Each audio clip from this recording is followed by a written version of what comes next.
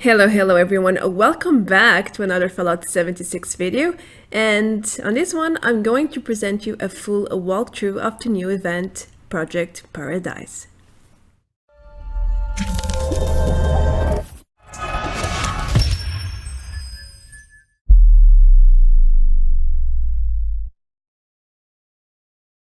Hello everyone, so Project Paradise is the new event. It has been released yesterday and it's possibly the most complex event that Bethesda has released until date.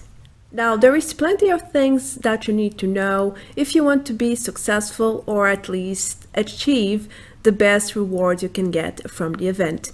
But it's not only strategy that you need to actually do things right, you also need a decent amount or number of players to do it with you. Otherwise, things can get very difficult and almost impossible in terms of great rewards. But I will talk about that a bit later in this video. But for now, let's start with the basics.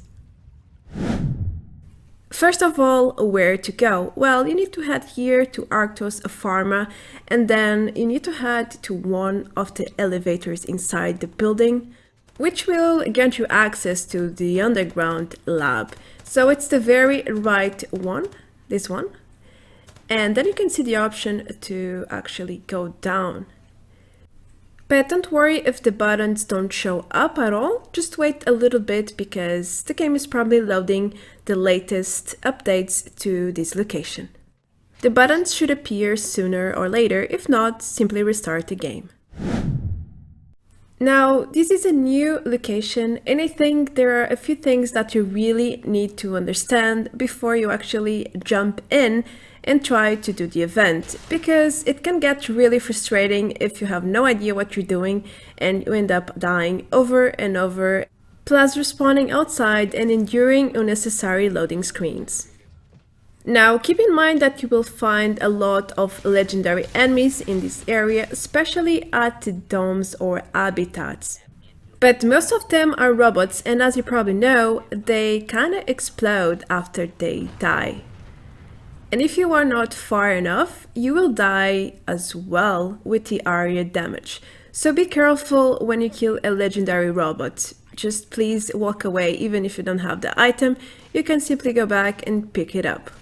When you are not part of the event, you are not able to respawn inside of the lab, so be very wary of this. Also, it can bug frequently, even during the event, which is quite annoying to respawn outside and having to walk all the way inside again.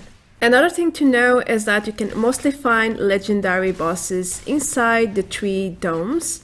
Of course, you can still find legendaries in other parts of the lab, but here is the richest part in my opinion. Something that is very important is fighting assaultrons. They can easily one-shot you, even if you are full HP outside of your power armor, so you either should one-hit them or kill from afar or get inside your power armor, really, because otherwise, if they touch you, you are pretty much down. Overall, the wisest choice here, whether you are doing the event or just farming legendaries, is to navigate inside of your power armor for extra defense and ensuring that you are not going down in one hit. So yeah, I don't really use power armor much, but in here I am using it for sure. Finally, you will encounter a 100 legendary boss as the Alpha Predator at the end of the event, and it can also kill you very easily even inside of power armor, so be aware of that and of its area damage, which can kill many players at once, as you can see. So now that we have the basics done, let's see how can you start the event. Head to Arktos Pharma as obvious, and then get into the lab. Now, if the cooldown has been reset, the event will immediately start when you get inside. I'm not sure how long is the cooldown, but since I can find it very often by server jumping, I would say it's probably about 1 hour. Fun fact is that the time in game doesn't really seem to affect the event. I've done it during the day, during the night, completely random times. but it always seems to start when I am here at the very beginning after exiting the elevator. I am providing you with several examples of what I mean. So every time the event started, or I started or triggered the event, it was exactly in that main lobby area after exiting the elevator. I don't think this is a coincidence. It cannot be. Nothing is really a coincidence in this game. So I'm very sure this is the trigger for the event. All you need is the cooldown to be reset, and then walk here pretty much. So make sure to frequently check this area if you are farming or looking for legendaries inside the habitats, because if the cooldown is up and you don't come here, I don't think the event will trigger. And that's pretty much how you can start the event Project Paradise. A player has to come to the main lobby when the cooldown has been reset. If you haven't done the event yet, you are probably wondering, so what to do in this new Project Paradise thing?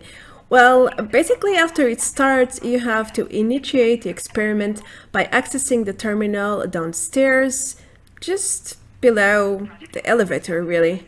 Then it's time to learn how to access the different habitats from the main lobby. To my very left there is Habitat C.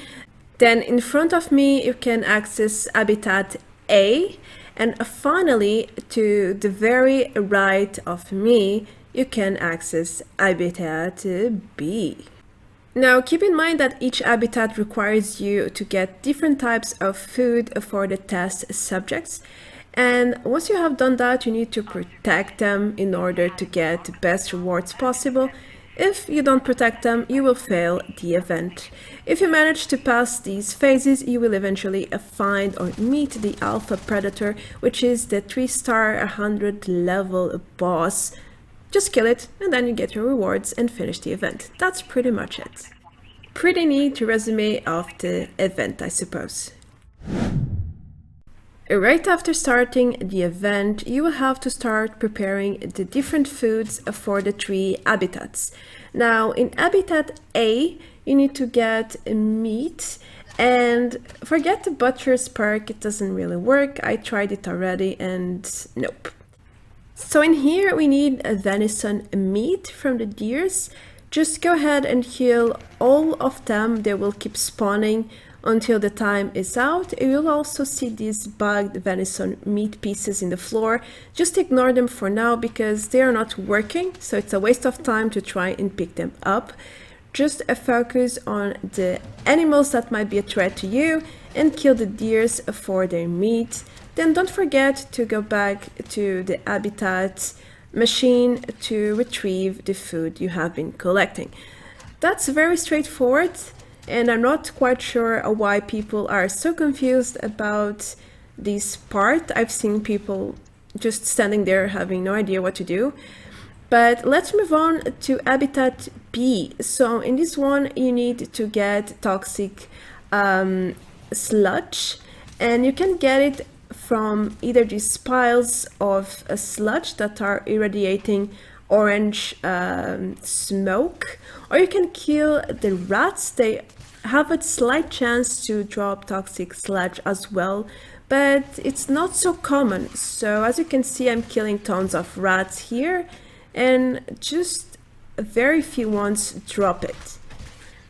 So when I do it, if you have time and there is no spawns around you, otherwise I don't think it's really worth to focus on the rats. If you have time and if you are more than 1 or 2 people, then just kill everything and get as much as possible. Moving on to Habitat C, we have to get the most RadKelp, which is basically these herbs in the floor that are also irradiating orange smoke. But don't bother to equip Green Thumb, the perk. I tried it as well and it doesn't affect the results. So you will always get 1 pair gathering even if you have the perk equipped. Just a little information for you there. They will also keep respawning as you pick them up. So just keep an eye open for the plants or the smoke in this case. It's easier to spot if you focus on seeing the smoke from afar. Just gather as much as possible and then deliver back to the machine to proceed with the event. Now, I really think you should focus on one habitat per event because it takes some time to move to another habitat, and unless you are like 3-4 people at one habitat and the other has no one, then you shouldn't move at all. Just stay where you are unless you are really necessary elsewhere. Let's quickly talk about the food ratings and the creature tiers. So in this event, things are a bit complex as I mentioned before, but all in all, the more food you get, the better will be your tier. For example, 0 tier is from 0 to 90 food. For tier 1, you need between 20 to 39 foods. For level 2, you need between 40 to 59. And then finally, for the third level, you need 60 or more food. That's pretty straightforward. And your creatures will be stronger accordingly to your food tiers. And they can be very different depending on the tiers. Let's take a look of the type of creatures you can get. So at 0 tier, you will often get normal low creatures like ticks or both flies. Then on tier 1, you will often find ghouls or glowing medium creatures such as wolves. Then on tier 2, we can find high glowing creatures like yaguais or snaily gasters. Finally, on tier 3, you will most likely find a glowing dead claw. I never got there yet, but I saw a few people saying that they got it. In this phase, all you have to do is defend the friendly creatures from waves of incoming predators. Now, the first waves will be very simple. Some of them don't really have many enemies for you to kill. Now, if you see that your friendly creatures are dying, just go and change habitats to defend them, if there is more people at your habitat, that is. Because when you lose creatures, your rewards are less, supposedly. Also, if you let all your creatures die, you will fail the event, so that's not a good thing at all. But most importantly, you should defend your strongest creature. That's what most people have been doing, including myself, and I think it works fairly well. Again, keep in mind that is an event supposed to be done by a team or many people at once, so don't blame yourself if things are not going too well because you are alone or just with another 1 or 2 players around. It's very difficult to keep all 3 creatures alive when you are not many around. The final stage of the event is to defeat the Alpha Predator, which is basically a 100 level 3 stars boss. It can either be a Sheepsquatch, it's the most frequent one that I have been finding, but you can also find a Fog Crawler or even a Grafton Monster. Now, tips to fight this final boss: don't go too close to it unless you are in power armor. Avoid melee combat unless you are strictly, melee build like me. And don't stay in crowds because they have area damage and they can easily kill a lot of people. Again, if you are not inside of power armor. If you are, then you can take a few hits before you go down. Keep your stim packs count up there. Also, radaways are useful in here because you can take a decent amount of rads from ghouls, from the water, from robots that have exploded. Even during the event, if you are gathering the toxic sludge and the rad plants, you will also get a lot of radiation. And as you can see, fighting this boss is no easy task. It does a lot of damage. It has area skills too. and it has so much HP. It's a real challenge, and that's great. We really needed something like this in game. So thumbs up to Bethesda for this event and for this new type of boss. More useful tips for you: stay up there in structures or rocks to avoid the boss to melee hit you.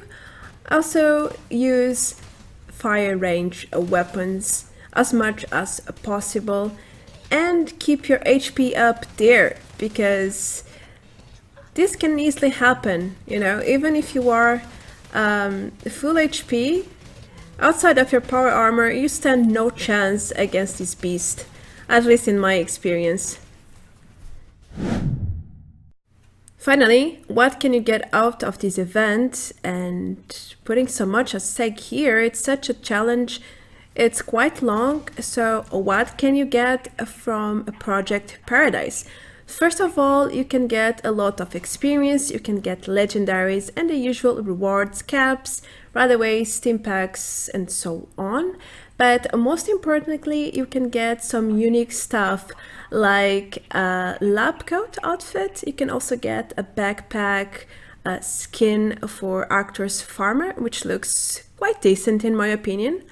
And you can also get a beer hand weapon recipe and the weapon itself, which I got already, and I can show you right there how it looks like, and also in terms of damage.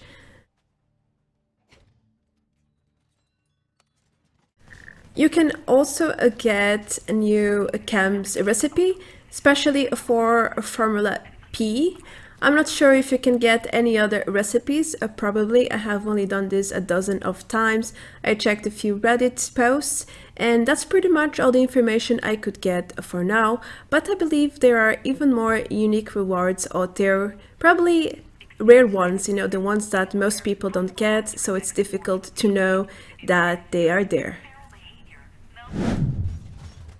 That's pretty much everything you need to know and expect from the new event Project Paradise. I hope I have been useful to you in any way possible throughout this walkthrough. If so, then feel free to subscribe to my channel if you are new around.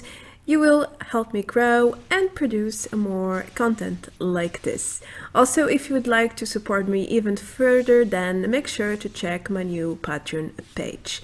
That's going to be everything for today's video. I am Marta Branco. Thank you so much for watching as usual, and I will see you in the next video. Adeus. Bye bye.